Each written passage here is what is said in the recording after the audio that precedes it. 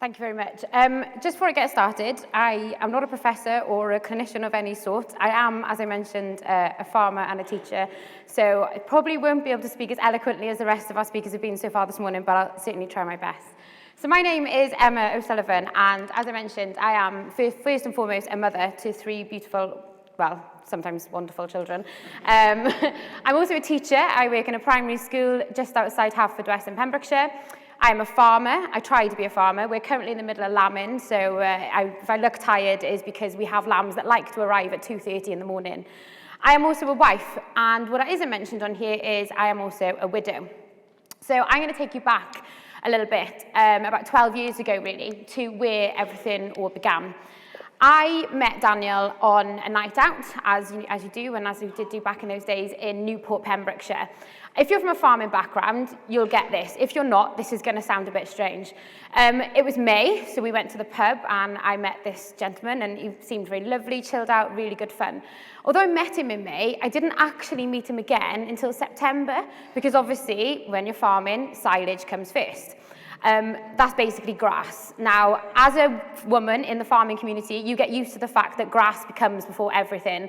I appreciate if you're not from a farming community, that must sound very strange, but it was the case. So when we actually met up, I remember thinking, wow, he was such a wonderful person. He was so calm and cool and relaxed. Basically, completely the opposite type of person to I was. I was a little bit wild. I'd just come back from travelling and tearing my mum and dad's hair out while I was in Thailand, asking them for money to obviously just go travelling, nothing to do with Koh San Road in Bangkok at all. As we got to know each other a bit better, I can only describe it really as cracks started to show in the surface. What seemingly started off as a very calm and cool character, Dan become quite clear that he was actually quite a nervous person.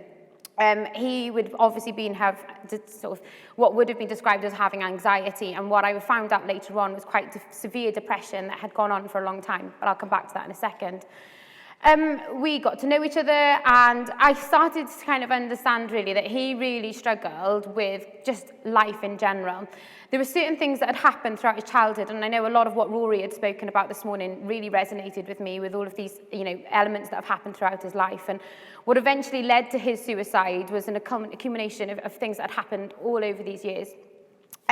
He would really struggle with me kind of being anywhere rather than with him or kind of anywhere else. He would kind of get nervous about everything, about what would happen with life and that kind of thing. But I just sort of thought, well, it's just one of those things. And I know it sounds, sort of quite naive, but I just presumed that's what being in an adult relationship was at that point. I thought I'd had these kind of boyfriends in the past, but this was a proper relationship, and that's just what that was going to be. As time went on, I found out that I was pregnant, and for me it was quite a nervous period, but also a really exciting period. And we were both really excited to the fact the prospect of having this child together. Unfortunately, it kind of took a bit of a different turn for Dan. I remember being pregnant and him turning around to me and going, well, what happens if she goes to school and she ends up getting bullied? And what happens if she grows up and nobody likes her and she's got no friends? And I remember thinking, heck, you're the cool, calm one here. I'm the one that worries about things like that. But I couldn't foresee anything in the future. I wasn't worrying about that at all. And that was really kind of the start of what showed his kind of quite severe kind of mental health issues and this constant worry and stress about life and about things out of his control. He was a self-employed agricultural contractor, and farming is not an easy lifestyle by any stretch of the imagination. Over the summer periods, he would leave about 5 o'clock in the morning, and I perhaps wouldn't see him until the following morning about 3 o'clock. He would work all the hours that were given because he was self-employed, and ultimately, if he wasn't working, he wasn't earning money. He suffered with a bad back, but he was also very aware that if he took time off work, he wasn't going to get paid. So that extra stress of that was massively impact on him and his mental health. But if I'm completely honest, the word mental health didn't even come into my vocabulary at this point. I had no idea what mental health was and what was going on. It wasn't even something I had considered that was happening because it just wasn't anything that was in our remit at this point. I'm looking sort of 10 years ago.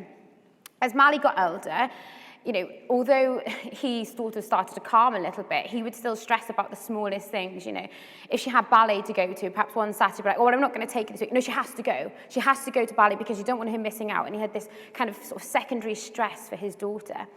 He decided he was going to give up agricultural contracting, and he was going to ultimately work for himself in a bigger way and buy a digger.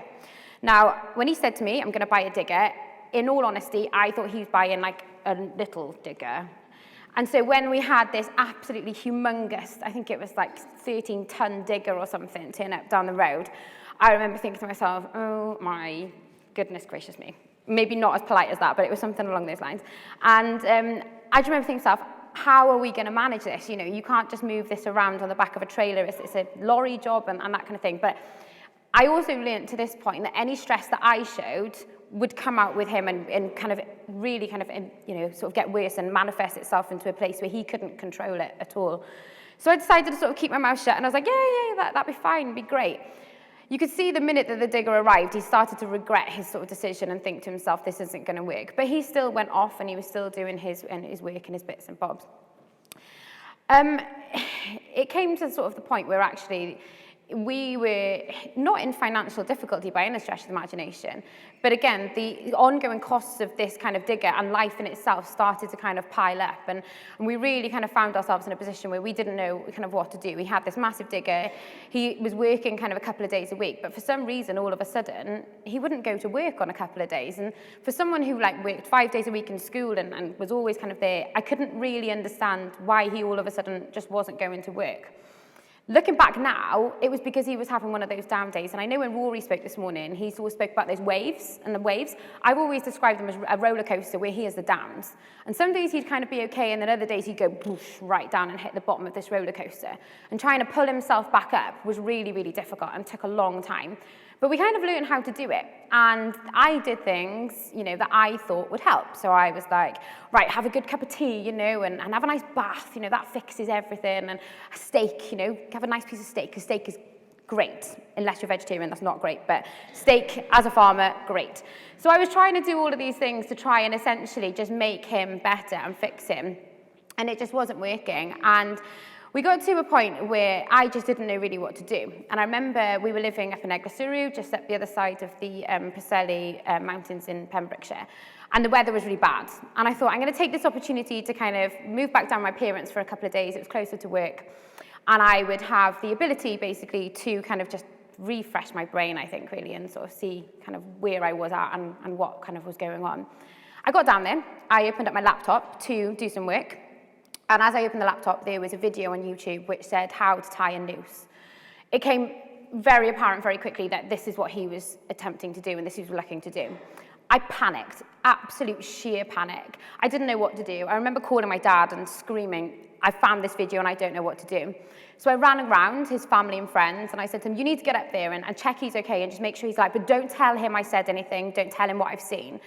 And up until the day, well, he never found out that that is what I would see. But at that point, it became very clear that this was something that was in his mind. And suicide was all of a sudden in my eyesight that I'd never imagined it ever would be. I found myself trying to do everything I possibly could to avoid this thing from happening. We lived on a small holding at that point, and I found myself in all hours of the night going out and taking ladders and hiding them because I was afraid if he had a ladder, he would get up into the rafters and try and hang himself. If there were ropes, I'd move them and I'd hang him, so that he wouldn't be able to hang himself. If there was knives, I would hide the location of the knives in the kitchen because I was so afraid that what he would do.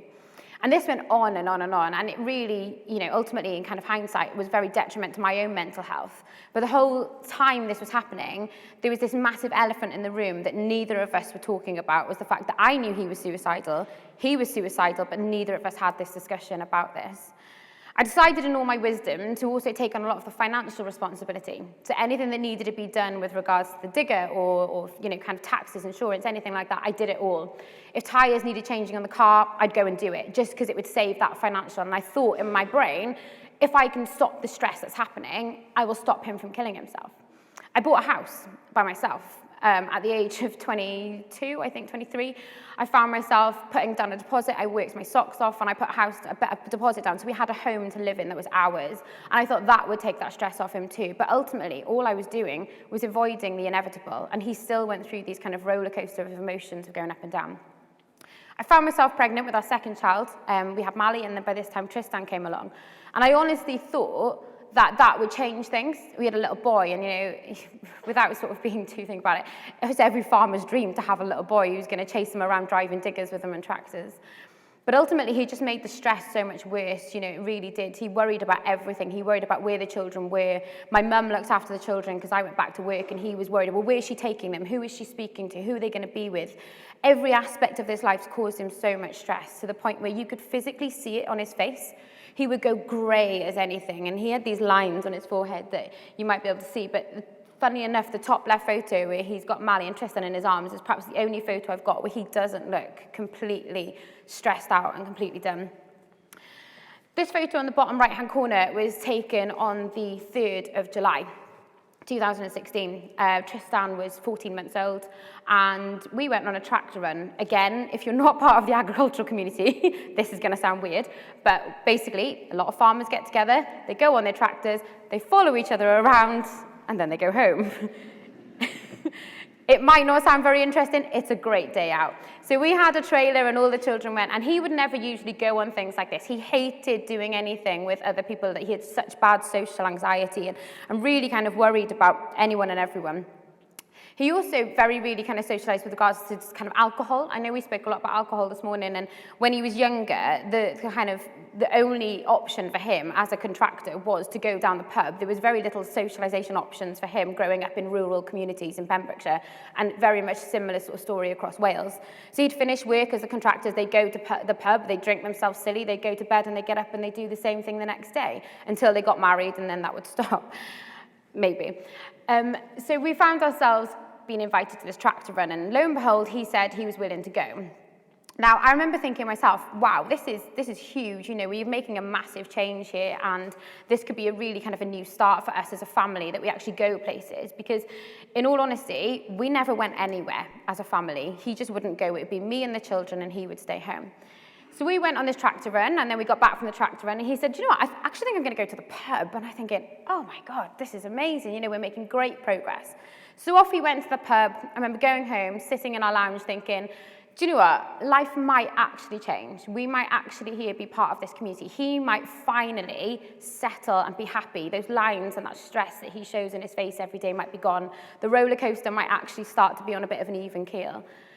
I couldn't have been more wrong, to be honest. He came back in the middle of the night, really distressed and upset. He knew fully well that drink did not sit well with him at all. The drink perhaps wasn't the issue, it was the come down on the hangover that he really struggled with.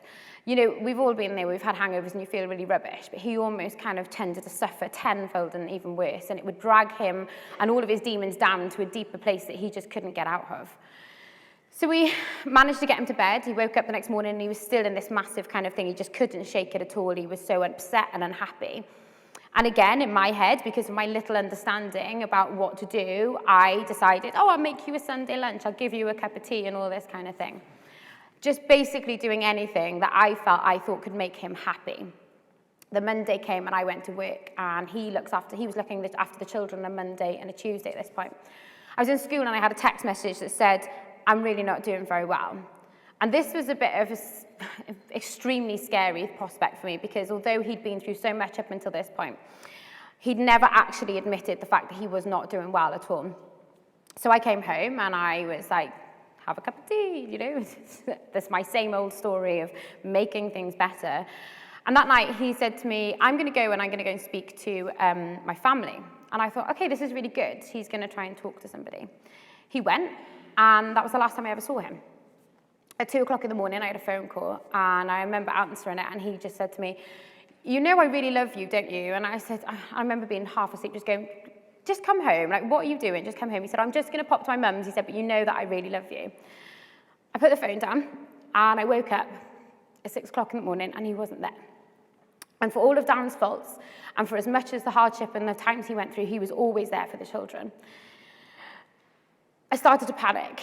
I can't begin to tell you how I knew that something was wrong, but there was something deep inside me that told me that something had gone seriously wrong. I started ringing round and saying to people, Dan's gone missing, trying to keep it a little bit lighthearted, and nobody had heard from him or seen from him. So I decided that what I was going to do, I was going to get in my car and I was going to go and look for him. Where he was brought up in Eglwysuriw was a small holding, and when you're from kind of a community like ours, you've always got home. No matter where you go in the world, you've always got that home. And without going into too much detail, this home had started to be taken away for him step by step, and eventually it was going out of the family, and the prospect of that was really scary for him. And I knew that that's where he'd gone. I drove up, it was about a half an hour drive, and the lane was very long. I drove down the lane and around the corner, and I was greeted by police cars. I remember really vividly a policeman coming up to me, and he just kept saying to me, I'm so sorry, I'm so sorry. And I remember saying, well, what are you sorry for? You know, why are you sorry? He said, I'm so sorry, but your husband has died. Everything goes into a little bit of a blur at that point. I just remember shaking him, poor man. I shook him a lot. And I was like, this can't be right. And I ran, and I found myself in a field, and I remember sitting in a hedge, and I rang my mum, and by this point, the police had rang my mum. And my mum said, you just need to come home, you need to come home. And I got in the car, and I remember them saying to me, where are you going? I said, I've got to go home. I got in the car, drove up around the corner, and his friend passed me, and he said, oh, where are you going? And I said, I had to tell his friend on the side of the road what had happened. I drove a little bit further, and it was his nan's house, and I had to get out of the car and tell his nan what had happened. And then I drove home. 30 minutes, the longest drive of my life to get back to my house, with the understanding that my husband was dead. That was it. I was 27, Tristan was 14 months, and Mally was 4, and I had nothing as far as I was concerned. I was done. Mally was in playgroup, and I went to go and pick her up, and I drove around to the playgroup, and she says to me, well, what are you doing here? Because I've never picked her up, but it was a bit of a strange thing. I drove up to a place called Llys of Ran, which is just around the corner from where we live, and we sat on the top of the dam, and I sat there having to tell my 4-year-old child that her daddy had died. She could not understand how this had happened. He looked fine to me yesterday. He was well, he looked well. And I said, he wasn't well, but it's not one of those illnesses that you can see, but he was really, really poorly, because all of a sudden it was like something went like that in my head and everything clicked together. And it was really clear at this point that Dan really suffered quite severely with very, very poor mental health. He was textbook anxiety and depression, and this ultimately led to his suicide. And as Rory mentioned this morning, it wasn't just one thing that happened in that pub that night. There were numerous things that had happened across his entire life. Being from a very kind of, not a socially deprived area, but a very lonely area where we come from. Farming is an extremely lonely occupation. He spent hours and hours by himself every single day with nobody else to speak to. He didn't have the kind of social, opportunities that perhaps I had necessarily, where I lived perhaps a little bit closer to the town. But also he didn't have this toolkit. He had no toolkit that gave him the tools to be able to deal with what he was going through, because he didn't understand what he was going through. I remember one day Googling things and saying to him, do you think you might have mental health issues? And he was like, don't be ridiculous, I'm not a psychopath. Because in his mind at that point, somebody with mental health issues was a psychopath, because there was that much of a lack of understanding around it. So I explained to Mally what happened, and all Mally wanted to do was get a ladder, go up to the clouds, and go and say goodbye to Daddy. And that is the single most difficult thing that I have had to do, is tell her that that was not possible. But I did, and we worked through it. And I remember her turning to me and saying to me, we're going to be okay, don't you? And I was like, do you know what? We will be, and we will be. So fast forward kind of about 12 hours, I suppose, of finding myself in this new kind of life, I suppose. And I remember waking up in the middle of the night just screaming, and the realization of what everything was going through kind of really hit home.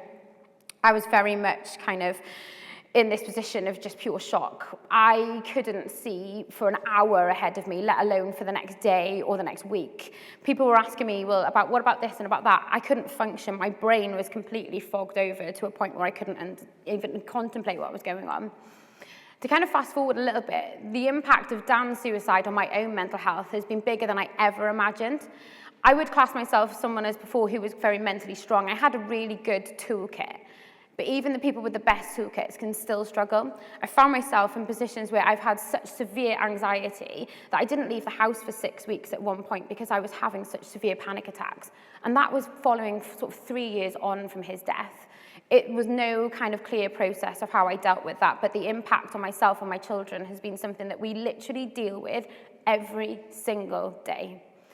My daughter, Mally, who was, like I said, was 4 at the time, is a very resilient lady. She's wild. Some say she's a mother's daughter. I'm not entirely sure. But she actually copes very well. She has a very good toolkit. She talks and talks and talks. My son Tristan is just like his dad, which scares the living daylights out of me. I remember very much being left to my own devices after he died, and the only person that I could turn to was a funeral director who literally gave me all the information that I needed because nobody else was there for me. The funeral director was telling me where I needed to go and what I needed to do, and without him, in all honesty, I don't know where I would have been at this point because we were in such a state of limbo. This had never happened in my family or in my life, and I had no idea what I was supposed to be doing and where I was supposed to be going.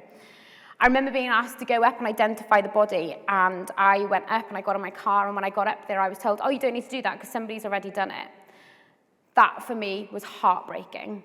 He was my husband and I wanted to be the one that was there, and to go through that into where his body lay and see, you know, what was essentially my husband who, yes, he had his issues, but he was full of life essentially, just lying there and dead. And I remember turning around at that point and saying, this isn't right. And I didn't want anybody to ever have to go through what I was going through at that point of time. I constantly felt sick. I was being force-fed food because I couldn't eat, because I was in such shock. And that was the crux of it, was just shock. Because much like the quote that Rory read this morning, I didn't expect it to happen. Even though I knew he'd been looking at this and I knew that all the signs were there, I never expected it to happen. Knowing what I know now, I would expect it because I've managed to teach myself and I've managed to do so much that I've educated myself with all the information that I need. So if I ever came across somebody like that again, I would know what to do to support them.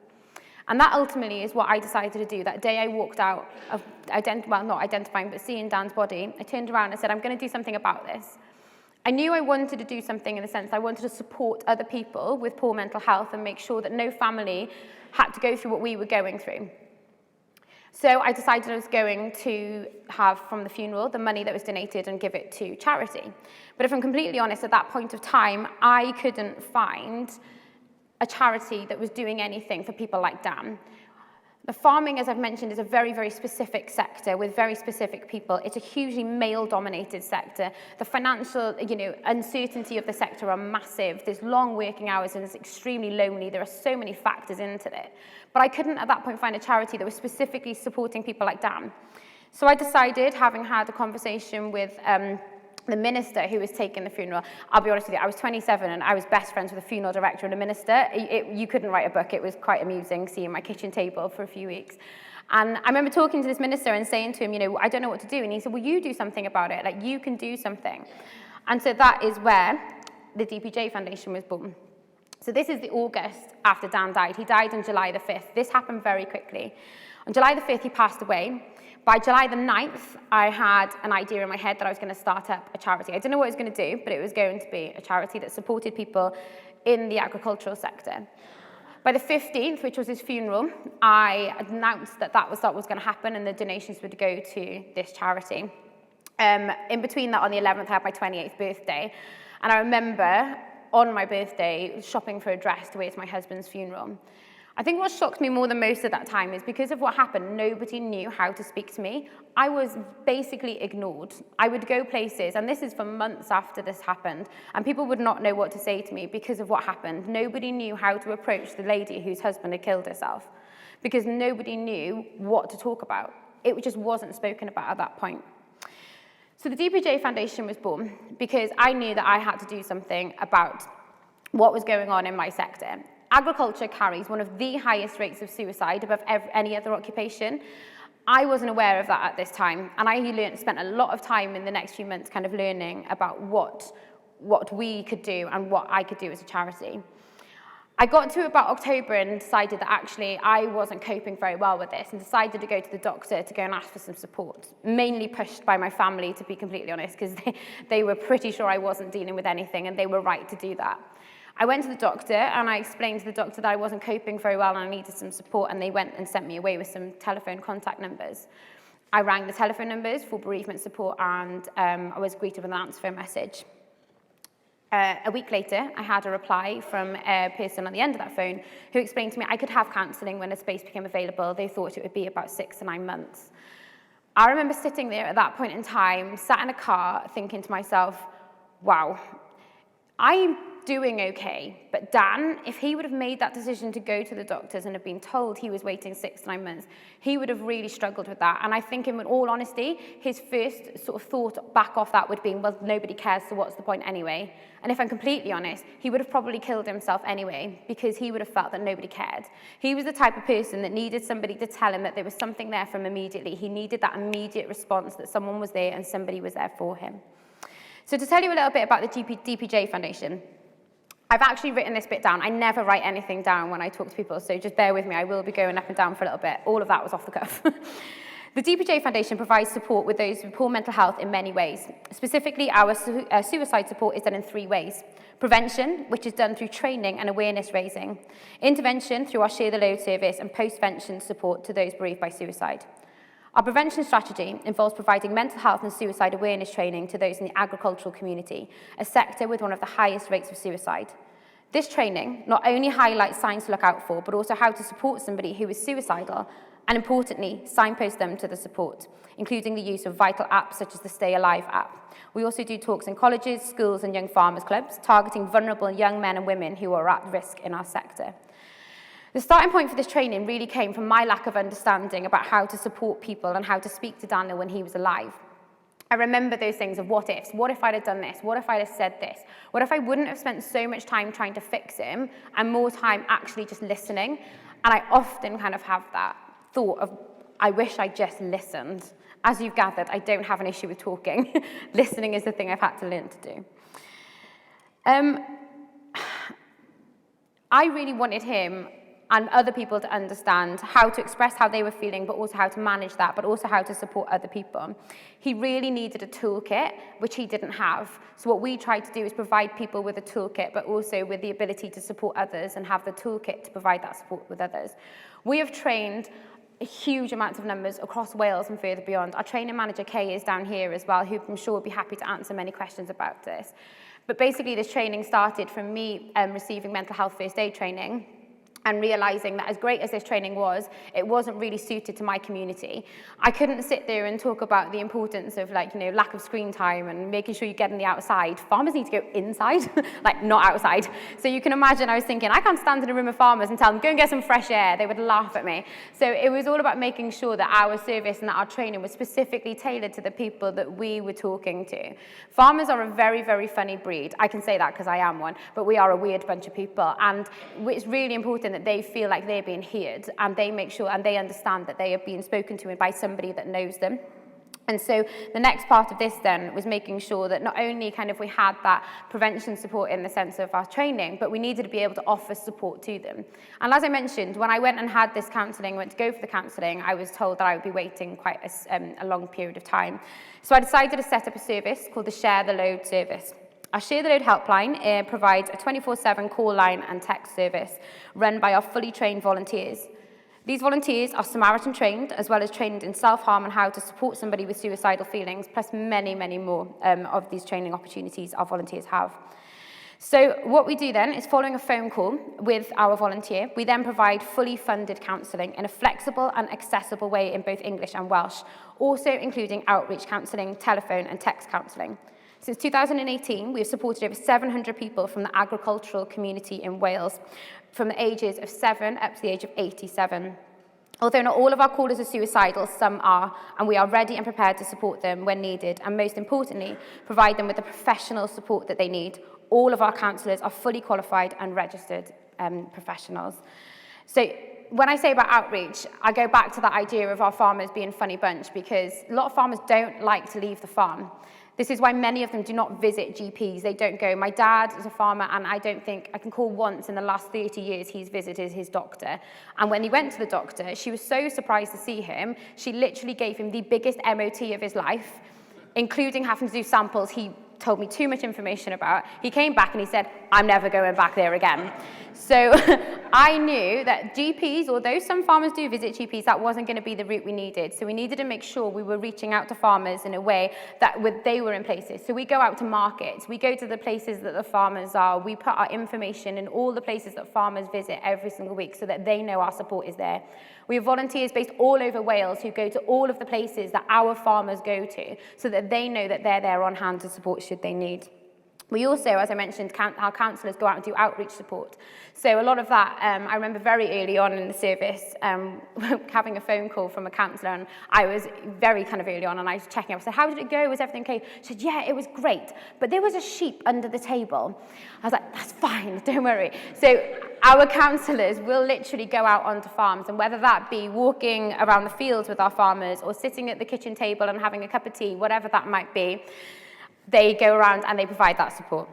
Our postvention service involves working alongside public sector agencies such as police, health and local authorities. We work with these agencies to identify families in our sector bereaved by suicide and provide support proactively. By being proactive in our community, we hope to reduce the risk of those affected by suicide going on to experience their own thoughts of suicide or mental health crisis. We work closely in a flexible nature with families bereaved by suicide to provide a person-centred and bespoke service. The ability to provide this face-to-face contact is vital. For engagement and feedback from families, we know that this works, and this backs it up. We are also able to offer support through our Share the Load service at this point too. Every aspect of our service has been set up with Dan in mind, and it is always adapting based on the users of our service. Lived experience is a hugely underrated basis for us to use, not only for our service, but for all aspects of mental health care. As much as Dan thought he was totally different to everyone else, there are thousands others just like him, and I also firmly believe that if this postvention service was available to me, and the prevention and intervention was available to Dan, my own experience and my life would be very different, and I probably wouldn't be here today. My life has changed hugely. I have a massive value for life and experiences that I never had before. The charity has gone places that I would never imagine, including standing in front of you here today. Thank you very much for asking me to come and speak today. Diolch yn fawr. And if you want any more information, please check out the DPJ Foundation. Diolch yn fawr.